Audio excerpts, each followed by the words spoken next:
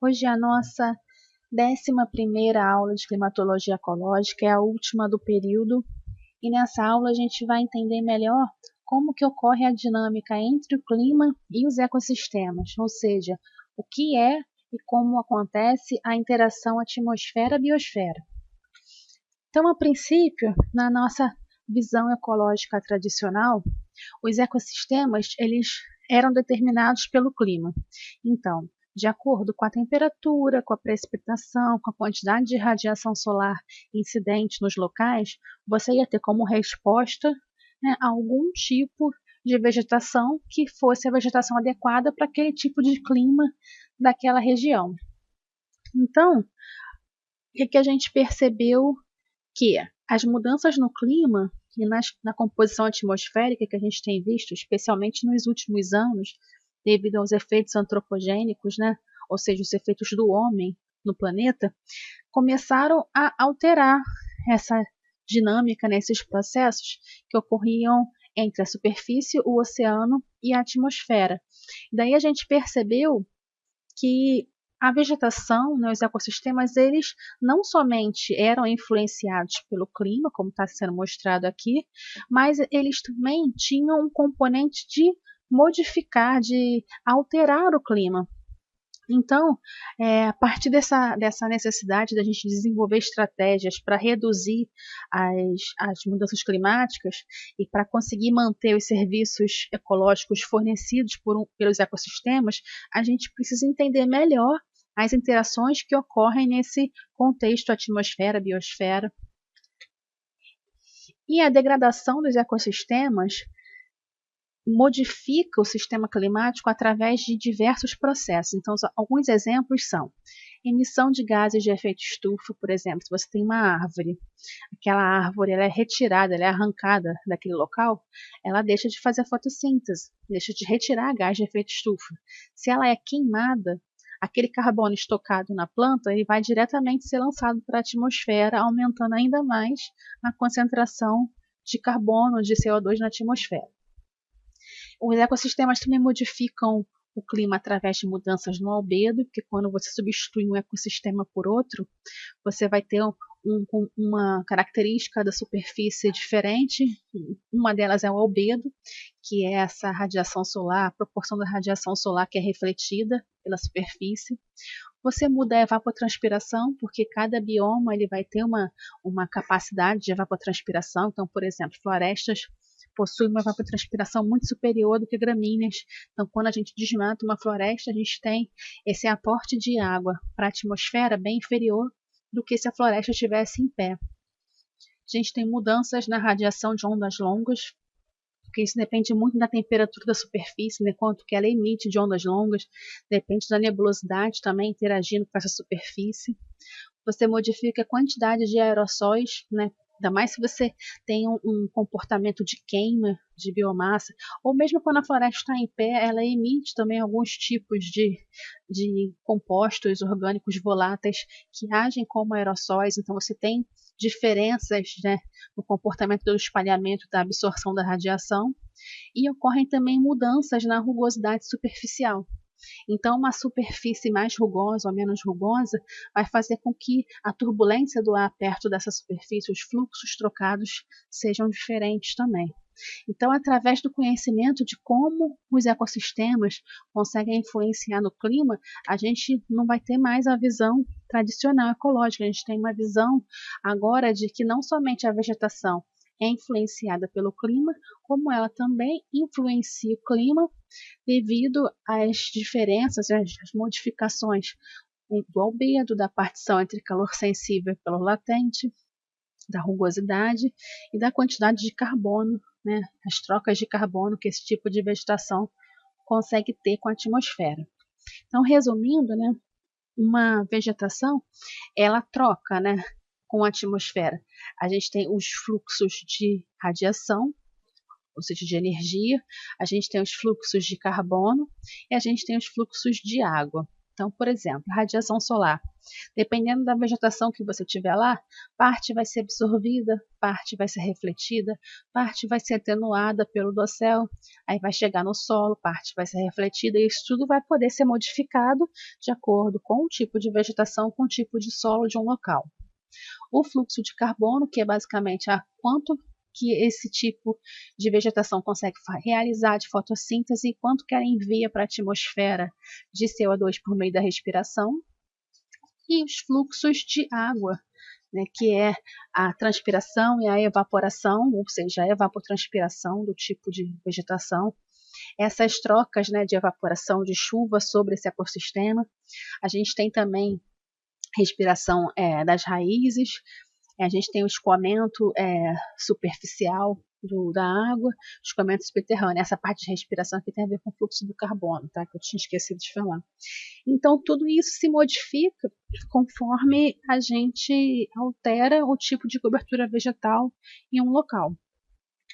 Então, esses processos que ocorrem entre a atmosfera e a biosfera, eles são processos muito complexos porque eles ocorrem em diferentes escalas de tempo. Então, a gente tem processos que ocorrem de minutos a horas, passando de processos que ocorrem de dias a semanas, até processos que ocorrem de anos a centenas de anos.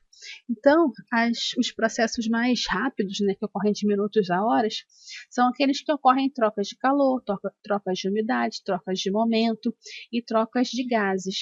Então, isso altera a química da atmosfera e essa parte aqui altera as variáveis meteorológicas, temperatura, chuva, radiação, umidade e vento. A gente tem também, dentro dos ecossistemas, os processos biogeofísicos e os processos biogeoquímicos, e eles estão interagindo entre si. E eu vou dar vários exemplos aqui de como a biogeofísica e a biogeoquímica altera o clima. Né? A biogeoquímica e a biogeofísica dos ecossistemas alteram o clima. E aí a gente tem, né, esses processos de escala de tempo curta interagindo com os processos de escala de tempo média, que aí vai de dias a semanas, que são os processos de bacia hidrográfica, né, bacia hidrológica, evapotranspiração, interceptação, infiltração, escoamento, derretimento de gelo e neve, e os processos ecossistêmicos da fisiologia, fenologia e do ecossistema em si, né, liteira, decomposição, isso tudo é alterado de acordo com o tipo de vegetação que a gente tem no local. Então, esse processo de escala média também tem uma interação com os processos de escala longa, que é a dinâmica de vegetação. Então, são esses processos assim de será que um tipo de vegetação vai ser substituído por outro, um tipo de ecossistema vai modificar outro, porque a gente tem variáveis meteorológicas que vão permitir o crescimento de um outro tipo de vegetação estável, e como que os distúrbios afetam essa dinâmica de vegetação, os incêndios, furacões, uso da terra, espécies invasoras. Então a gente tem que entender que dependendo do tipo de processo que você vai estudar mais numa escala micrometeorológica ou numa grande escala, uma escala sinótica. Então, começando a explicar, né, cada um desses processos, vamos começar pelo processo biogeofísico. Então, os processos biogeofísicos eles têm a ver com a estrutura física do ecossistema. Então, o primeiro deles são os fluxos de energia. Então, a gente tem radiação direta chegando sobre um determinado tipo de vegetação, parte é refletida, parte é absorvida, isso se altera de acordo com o tipo de vegetação que a gente tem no lugar. A gente vai ter um fluxo de radiação no solo, que também depende muito do sombreamento, do quanto de energia conseguiu chegar no solo. E daí a gente vai ter uma emissão de radiação de onda longa, um fluxo de calor latente, que é evapotranspiração, e um fluxo de calor sensível, que é aquela troca de calor que aumenta a temperatura. E a gente tem aqui como é que o vento varia. Então, bem próximo ao dossel ele vai ser menor, conforme ele for se afastando do dossel, a velocidade do vento vai aumentar. E aqui a gente tem o fluxo, o ciclo hidrológico. Então, a gente tem a chuva, a interceptação da água da chuva, a evaporação da água da chuva, você vai ter a chuva que vai escoer por dentro do dossel, infiltrar no solo, vai para uma drenagem profunda, uma parte vai ser escoada superficialmente, boa parte das raízes vai retirar de dentro do solo essa água infiltrada no solo para usar no metabolismo da planta, depois essa água utilizada no metabolismo da planta vai ser transpirada, e a gente tem também locais que tem gelo, né, e neve, os processos de derretimento e de sublimação. Outro fator, né, que interage, né, na dinâmica clima-ecossistemas é a fenologia. O que é a fenologia? É o estudo dos fenômenos biológicos periódicos. Por exemplo, florescimento, né, a época de florescimento, a formação de sementes ou migração. Então, basicamente, a fenologia é a relação entre os fenômenos biológicos periódicos e as condições climáticas. Então, cada uma dessas coisas acontece num determinado tipo de clima propício a isso, propício ao florescimento, propício à migração. Então, isso interage da seguinte forma.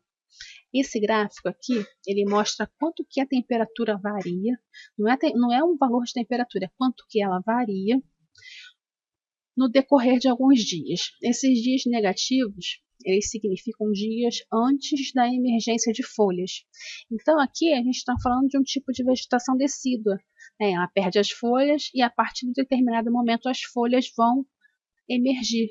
Então, a partir do zero em diante, é a partir da emergência das folhas. Então, aqui a planta não tem folhas, a partir daqui a planta tem folhas. O que acontece com a variação de temperatura? Enquanto a planta não tem folhas, a gente vai percebendo que está ocorrendo um aumento, a temperatura a cada dia está sendo um pouco maior que o dia anterior. E aí, quando as folhas emergem, a gente tem um comportamento bem diferenciado da temperatura. A gente percebe que, a princípio, a temperatura não varia, depois ela está variando de forma bem menos intensa do que estava variando antes. Antes estava variando 100 folhas, chegou a variar cerca de 0,3 graus Celsius por dia. Depois que as folhas emergiram, variou, não chegou nem a 0,1 graus Celsius por dia. Por que que isso aconteceu? Porque sem folhas a planta não podia transpirar. Então, toda a radiação que estava sendo incidida sobre essa vegetação, ela estava sendo diretamente transformada em calor sensível, que é aquele calor que aumenta a temperatura da planta e automaticamente do ar ao redor da planta. Quando a folha ressurge, emerge, começa o processo de transpiração. E o processo de transpiração é o calor latente. Então, mesmo se chegar à mesma quantidade de radiação solar, vai ter uma partição maior para o calor latente, a energia vai ser usada no processo de transpiração, então vai sobrar menos energia para o calor sensível, que é aquele calor que aumenta a temperatura do corpo, né? No caso aqui da planta. Então, com o aumento da transpiração após a emergência de folhas, você vai resfriar, né, aquele ecossistema e o ar ao redor dele, então você vai resfriar e umidificar esse ar, que no caso está ao redor de uma floresta decídua. Aqui é um gráfico parecido, aqui é a amplitude da temperatura, ou seja, a diferença entre a mínima e a máxima, dias antes da emergência das folhas e dias depois. Então, o que a gente percebe? Antes das folhas crescerem, a gente estava vendo uma amplitude cada vez maior, né, de temperatura do ar. Após a emergência das folhas, a amplitude já se manteve constante. A gente perdeu essa constância de aumentar cada dia mais a amplitude. Por quê? Porque começou novamente o processo de evapotranspiração com as folhas. Então, a gente tem essa diferença dos fluxos. Agora, você vai ter uma partição maior para o calor latente e vai diminuir para o calor sensível.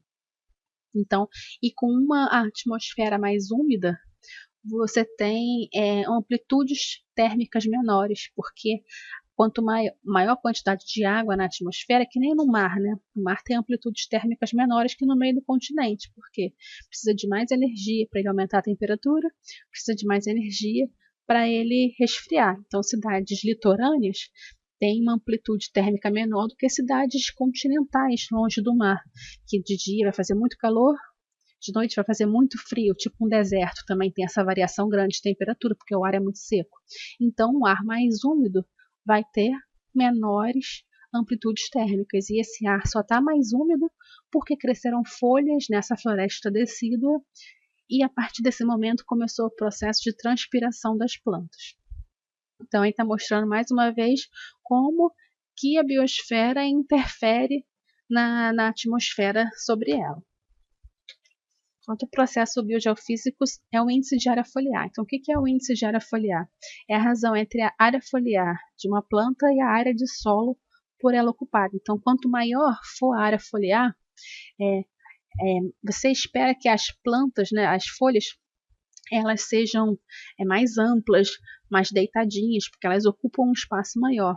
Então, por exemplo, a floresta amazônica tem um índice de área foliar bem alto, porque o tipo de folha são folhas largas, né? E já a floresta de pinos, ela tem um índice de área foliar menor, porque o tipo de folha é bem pontiagudo, então o índice de área foliar dela é menor. Então, quanto maior for o índice de área foliar de uma planta, maior vai ser a evapotranspiração que ela pode ter. Então, claro, se tiver umidade suficiente no solo, se tiver de onde ela tirar essa água, quanto maior for o índice de área foliar, maior vai ser a evapotranspiração. E quanto maior for a evapotranspiração, menor vai ser a temperatura da superfície. E também maior vai ser a chuva. Por quê? Porque o ar vai estar com mais vapor d'água, porque vai ter essa injeção de vapor d'água direto da planta para a atmosfera. E como é que isso ocorre, né?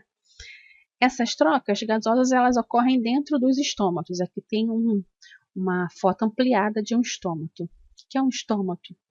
É uma estrutura celular que tem a função de realizar as trocas gasosas entre a planta e o meio ambiente.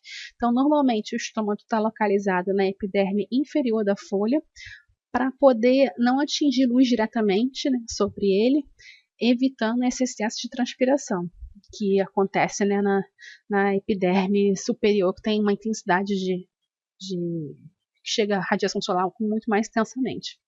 Então, o que a gente percebe, né? O que ocorre no estômago? A planta, quando ela vai fazer a fotossíntese, né, no caso absorver o CO2, ela perde água nesse processo.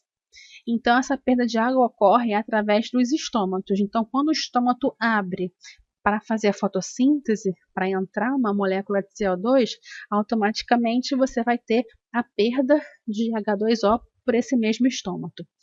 E aí, existe um controle de abertura e fechamento do estômato atribuído à condutância estomática foliar, que é um indicador de deficiência hídrica. Por quê?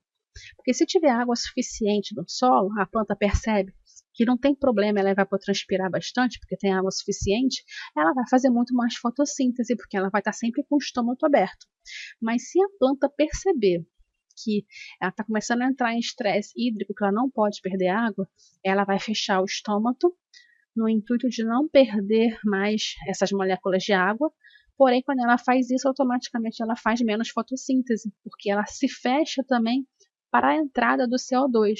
Por isso que algumas plantas morrem em estresse hídrico, tudo bem, tem CO2, elas poderiam fazer fotossíntese, porém o estômago delas está fechado para não sofrer um estresse hídrico.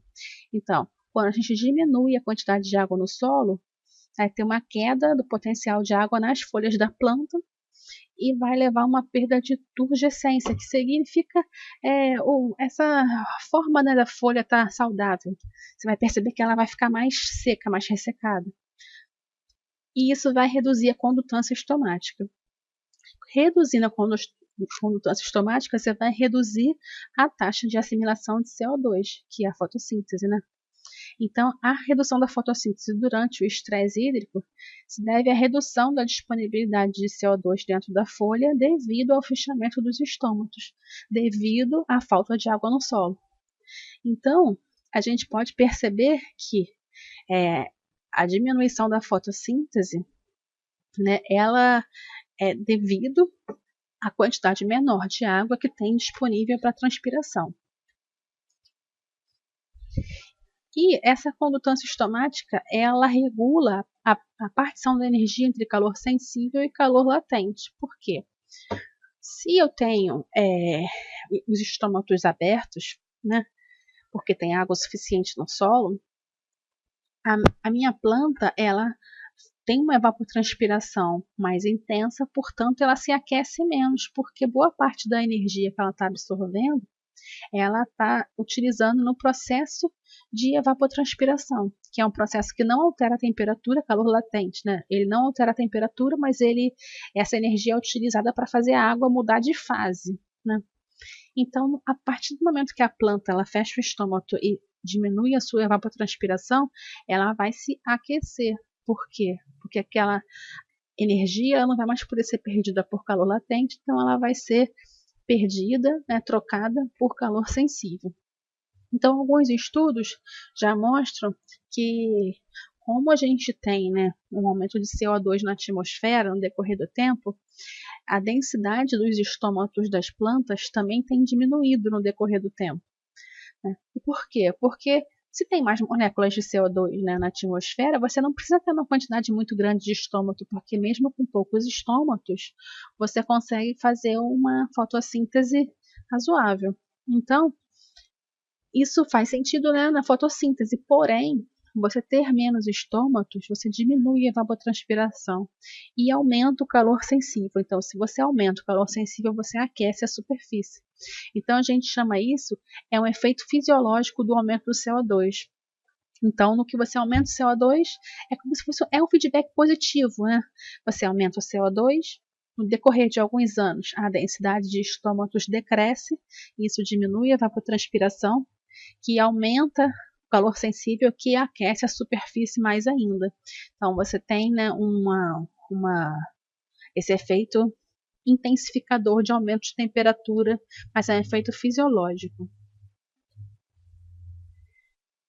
Aqui a gente tem outro processo biogeofísico, que é a rugosidade superficial, que é o seguinte, ó, vamos pensar num dossel natural, né? No dossel natural, a gente percebe que cada árvore ela tem uma altura diferente. Então, tem uma copa de árvore que está mais em cima, tem uma copa de árvore que está mais embaixo, e assim tem essa variação.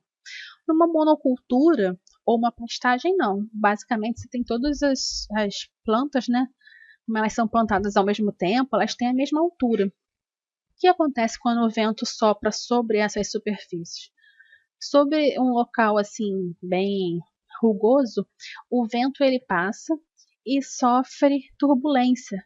E essa turbulência ela é muito importante para aumentar a evapotranspiração da floresta. Por quê? Porque no que o vento começa a ter vórtices turbulentos aqui, ele leva esse ar saturado perto das folhas para um ar mais em cima e substitui esse ar saturado por outro ar não saturado. E a evapotranspiração continua no seu máximo. Quando a gente chega aqui, o vento passa por um local que as plantas estão na mesma altura, essa turbulência diminui, o movimento fica mais plano, né, do vento, menos turbulento. Então, nas primeiras, perto da borda, você até tem um ar não saturado chegando. Porém, esse ar aqui que estava em contato com essa planta, que estava evapotranspirando, é um ar úmido, ele vai para esse lado aqui. Então, nessas plantas daqui para cá, continua tendo um ar úmido. Esse ar não é jogado para cima, né? Então, uma menor rugosidade superficial, que é esse caso aqui, reduz a turbulência mecânica, consequentemente, reduz os fluxos de calor sensível e latente, reduzindo a precipitação. Então, é muito importante, quanto mais turbulento o ar for, maior vai ser a evapotranspiração do ecossistema. Outro processo biogeofísico é a biogeografia, que significa a distribuição dos biomas no planeta. Então, a gente aqui fez um estudo, esse é um estudo, né, comparando um planeta desértico com um planeta verde. Então, o planeta desértico não tem nenhum tipo de vegetação, o planeta verde é todo coberto por vegetação. O verde tem um albedo menor do que o desértico. O índice de área foliar é 0 para o desértico e máximo para o verde. A rugosidade é bem grande no verde e bem pequena no desértico. E a umidade do solo, a água no solo, é relativamente pouca no desértico e bastante no verde. E aí o que acontece? Né? a gente percebe que esse aqui é o ciclo hidrológico anual. Existem as trocas, né, do que chove e do que evapora. Então, a gente percebe que chove praticamente a mesma coisa sobre o oceano, tanto no planeta verde como no planeta desértico. Tanto chove como evapora. Esses fluxos não alteram tanto entre os dois planetas.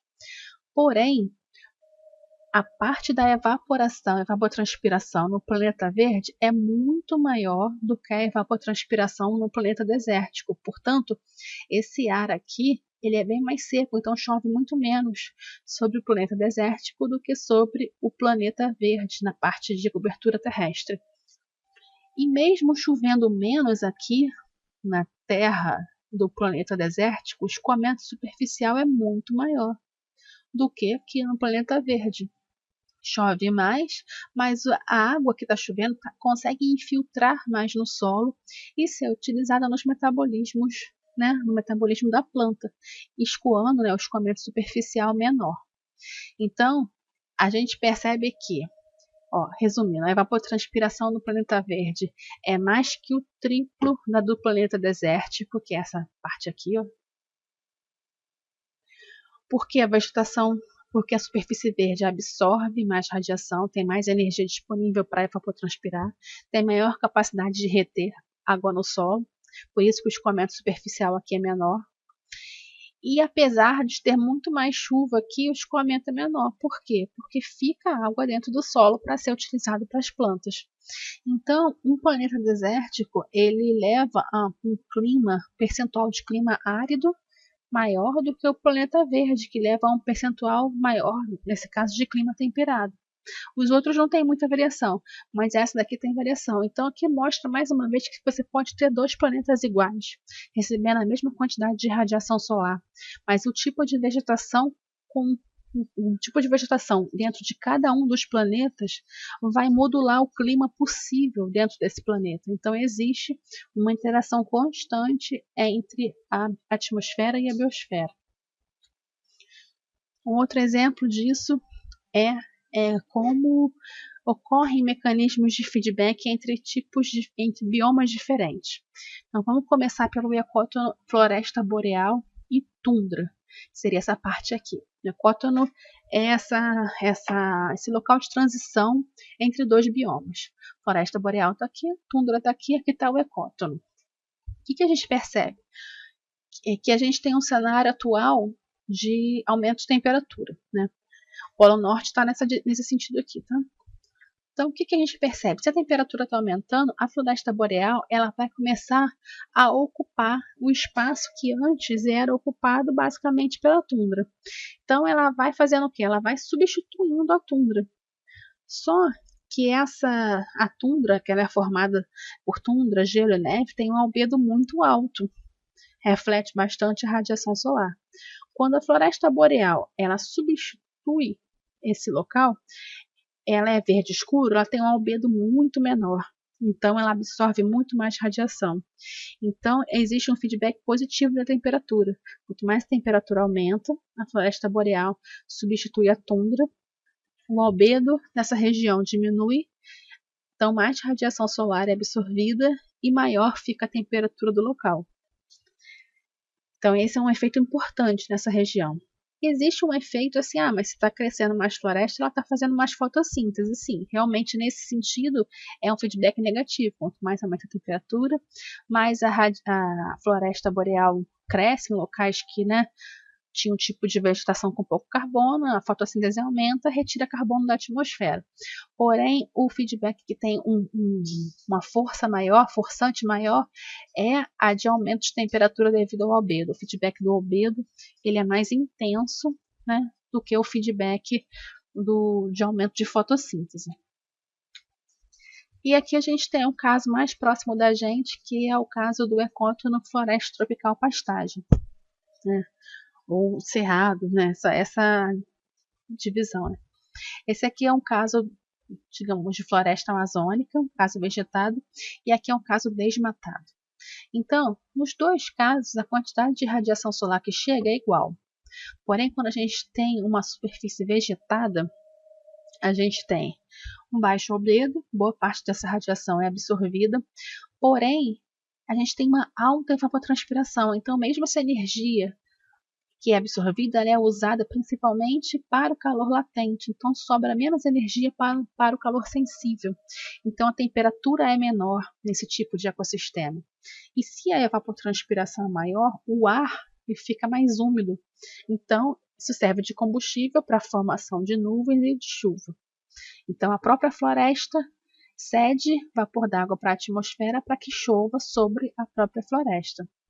No caso desmatado, chega à mesma quantidade de radiação. Boa parte dessa radiação é até refletida, porque o albedo da pastagem é maior.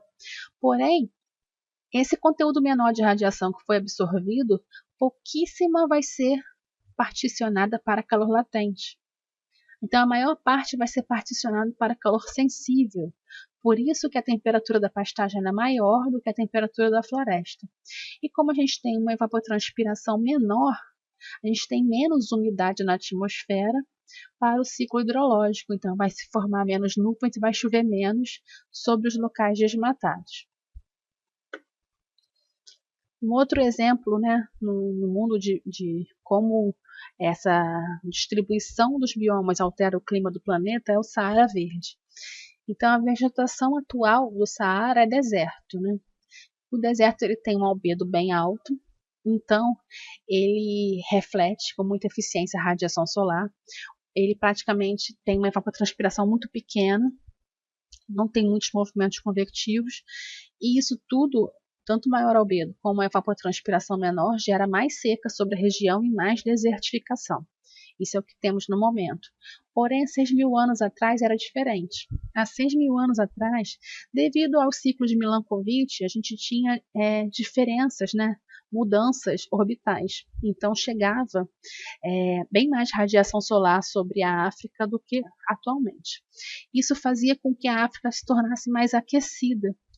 E com um continente mais aquecido, você intensifica a monção africana. Então, como há 6.000 anos atrás a monção africana era mais intensificada, chovia mais naquela região onde hoje tem o Saara. Como o clima era mais úmido, a região do atual deserto do Saara, na verdade, tinha gramas e arbustos. Não era um deserto há 6.000 anos atrás. E como a vegetação com gramas e arbustos, as gramas e arbustos vão evapotranspirar, deixar o clima mais úmido, né, vão diminuir o albedo e vão conseguir aumentar a capacidade de retenção de água no solo. Então, quanto maior a vegetação, mais o clima fica propício a ter uma vegetação verde, né? Como a gente viu em alguns slides anteriores. Como o deserto ele age no sentido de fazer o clima ficar cada vez mais árido, e a vegetação age no sentido de deixar um clima cada vez mais úmido. Então, mas a forçante radiativa ela foi modificando no decorrer dos anos, né?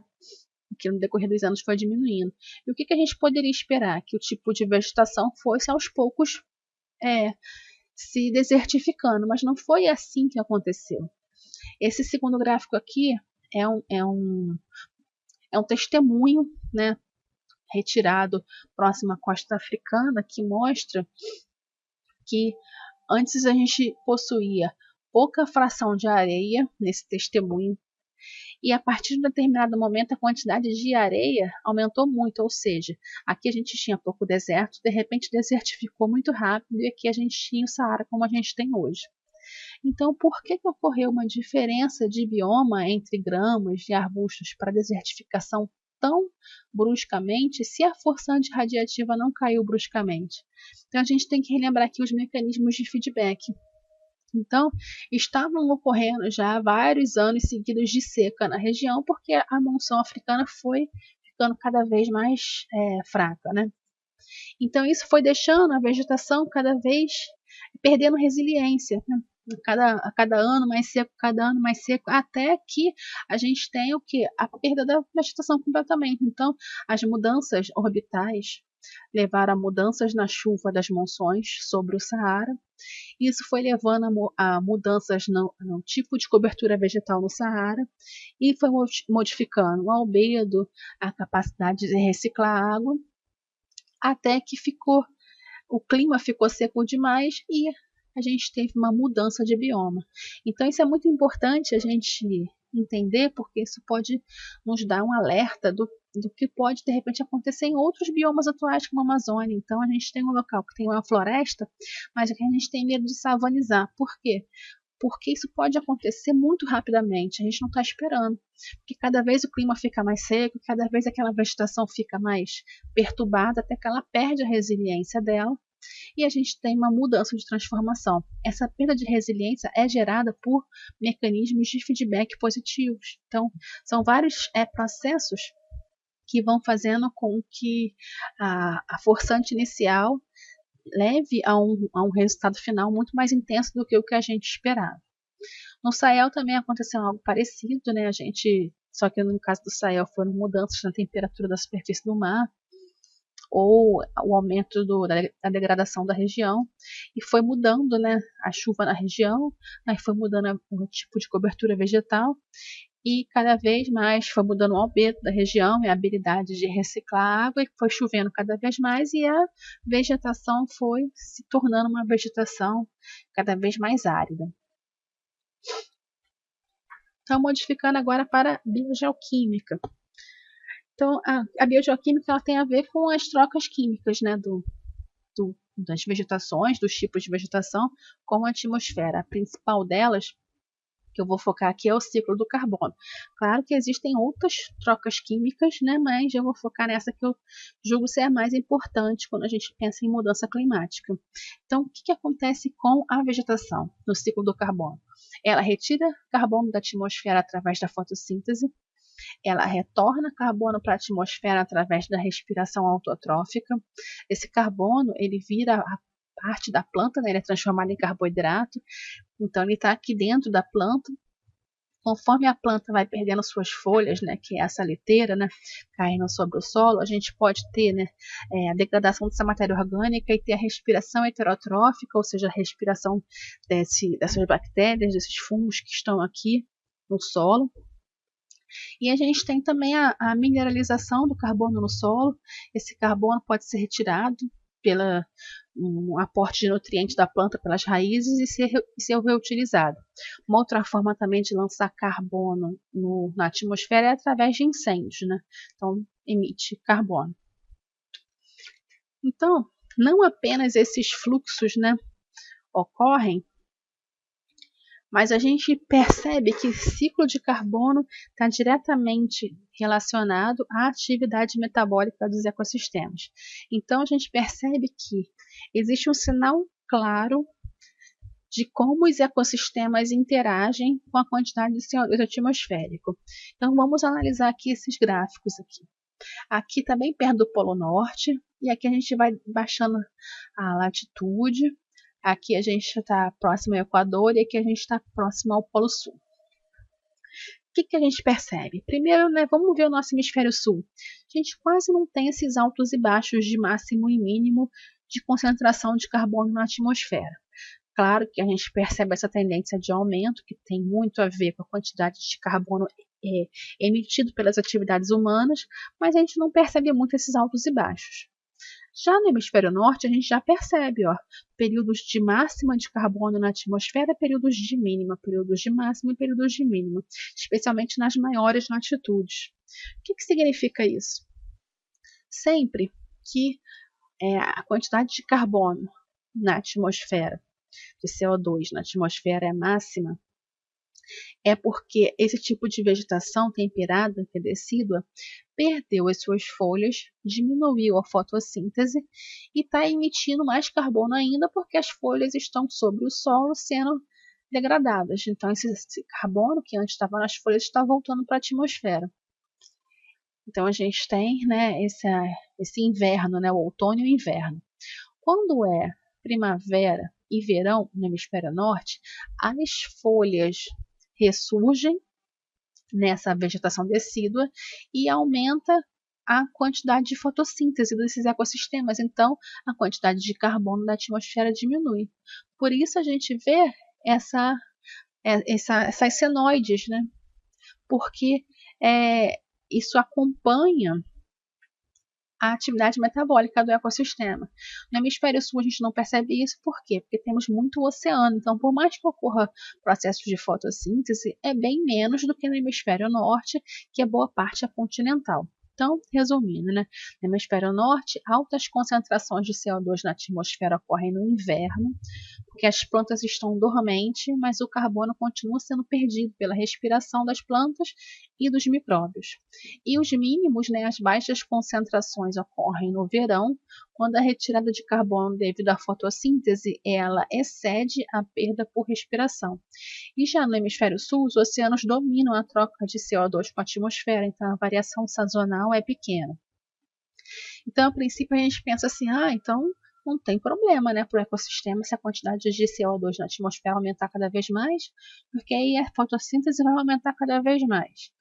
Não é bem por aí. Por quê? Porque a planta, o ciclo de carbono da planta, ela retira carbono pela fotossíntese, mas ela lança carbono pela respiração. E a fotossíntese, sim, ela é crescente de acordo com a concentração de carbono. Quanto maior a concentração de carbono, maior a quantidade de fotossíntese, mas a respiração não. A respiração, dependendo mas a fotossíntese, ela varia de acordo com a concentração de carbono e varia de acordo com a temperatura. Então, a fotossíntese ela tem um ótimo, se você ultrapassa aquela temperatura ótima, ela começa a diminuir.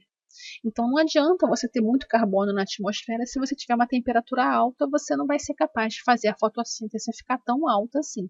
Só em ambientes controlados. Um ambiente que você controle a temperatura, mas você consiga jogar bastante CO2, aí tudo bem, você vai ter uma fotossíntese robusta. E outra coisa é a respiração. A respiração é quase que diretamente dependente da temperatura. Quanto maior for a temperatura, maior vai ser a taxa de respiração. Então não adianta também você tirar muito CO2 da atmosfera se você também vai emitir muito CO2 pelos processos de respiração. Outro fenômeno que altera a biogeoquímica são os distúrbios. O que são distúrbios, né? Aqui são alguns exemplos: incêndios, ataques de insetos, rajadas de vento, uso humano da terra. Isso tudo afeta a biogeoquímica porque afeta o ciclo do carbono. Então, por exemplo, quando você tem uma floresta desmatada, né, todo aquele carbono ele costuma ser lançado na atmosfera rapidamente devido à queima, entendeu? Então, ou então, se é derrubado e esquecido, conforme aquela madeira for apodrecendo, aquele carbono também vai voltar para a atmosfera. Então, qualquer coisa que mate a planta, seja uma de fonte natural, como um ataque de inseto, aqui no caso tem uma rajada de vento, você pode ter uma microexplosão sobre determinado local e derrubar várias árvores num local que nem tem o impacto humano. Né? Então, qualquer coisa natural, né, natural ou antropogênico que cause a morte das árvores vai modificar o ciclo do carbono.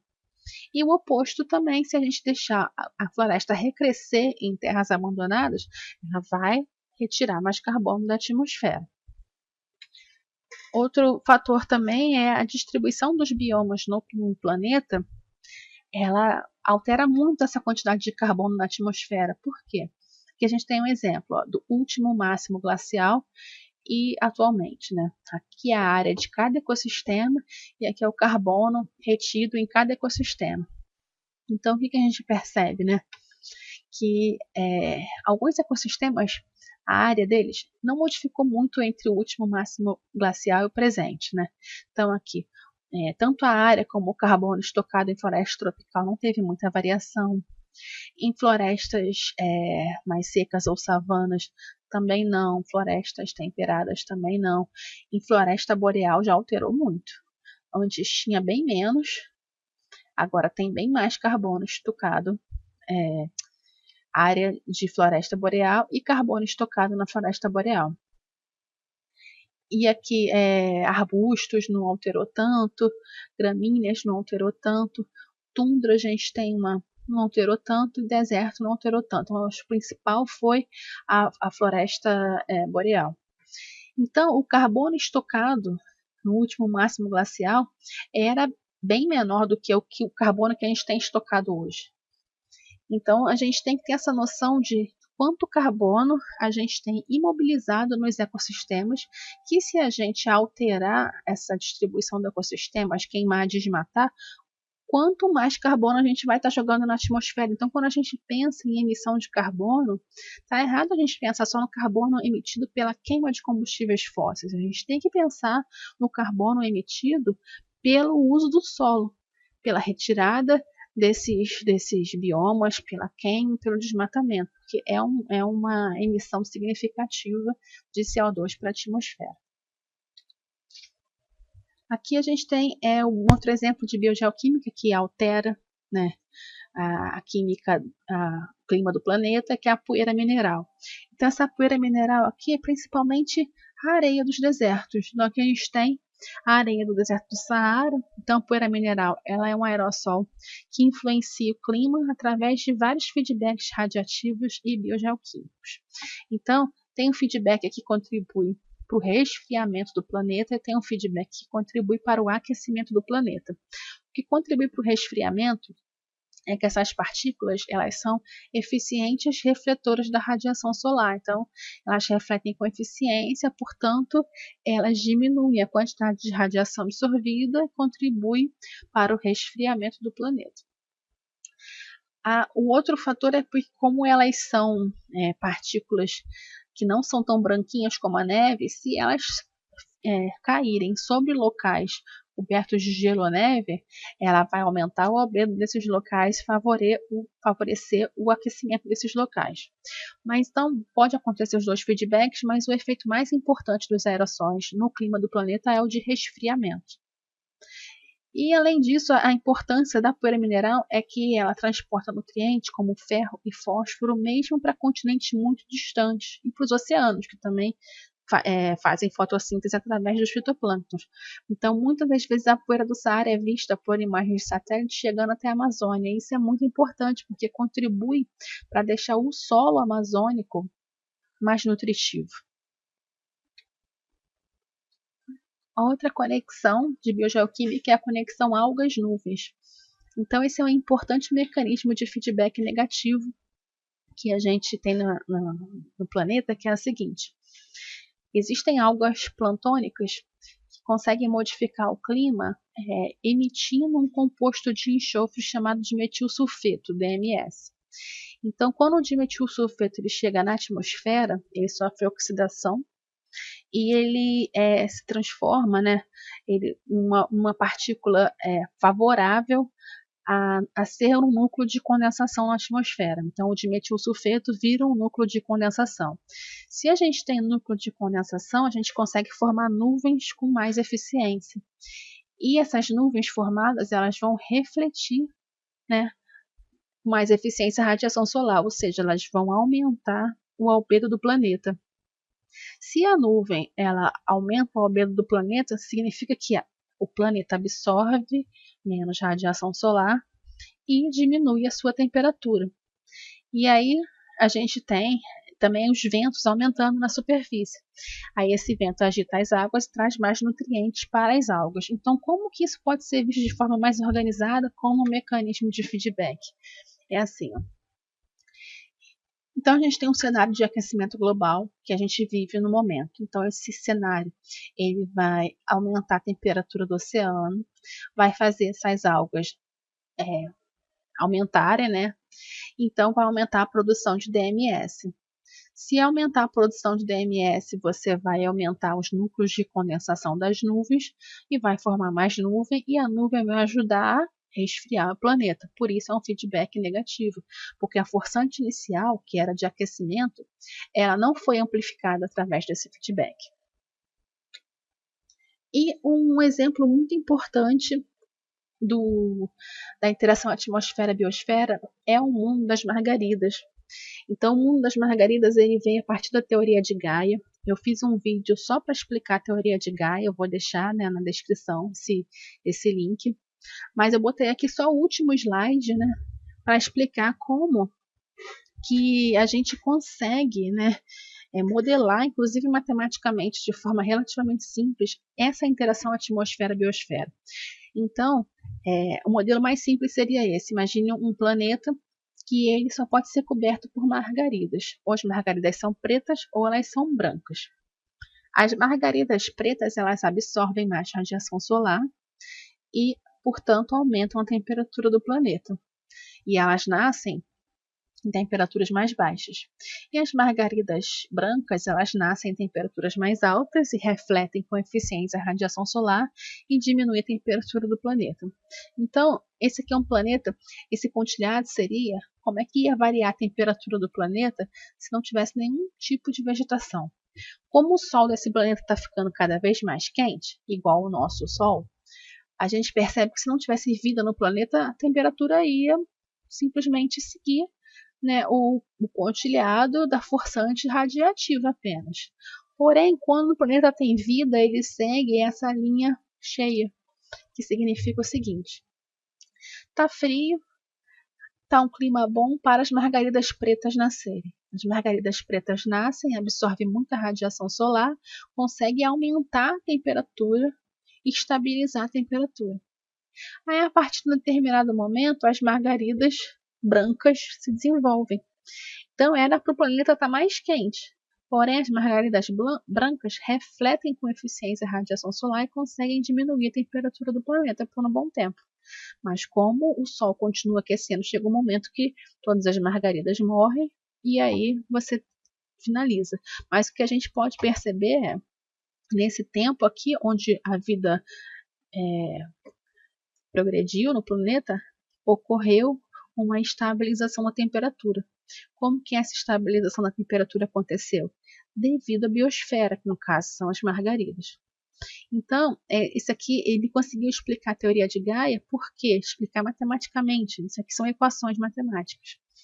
Que a vida ela não precisa ter vontade de alterar o clima, ela não faz isso por vontade, ela faz isso simplesmente através dos fluxos de radiação, de energia que ocorrem naturalmente na vegetação. Então, é claro que isso aqui é uma simplificação da realidade, e na Terra esses mecanismos de feedback são bem mais complexos, mas eles funcionam de maneira bem parecida. Então, aqui a gente tem um exemplo: o nível de CO2 aumenta na atmosfera, as plantas tendem a crescer mais, tendem a absorver no seu corpo esse carbono em excesso. Então, as plantas tentam manter o clima e a composição da atmosfera em certos limites estáveis. Então, a Terra ela consegue, dentro de alguns limiares, reagir a essas mudanças se autorregulando. Então, é exatamente isso que o mundo das margaridas fez. Ele conseguiu se autorregular. Então, depois assistam o vídeo da teoria de Gaia, porque eu vou explicando passo a passo, né, toda a construção do raciocínio do James Lovelock para chegar até esse modelo e conseguir provar que a teoria de Gaia dele era uma teoria com embasamento científico, embasamento físico. Então, finalizando, a gente tem uma lista de exercícios na página 124 da apostila, e qualquer dúvida que vocês tiverem, entre em contato.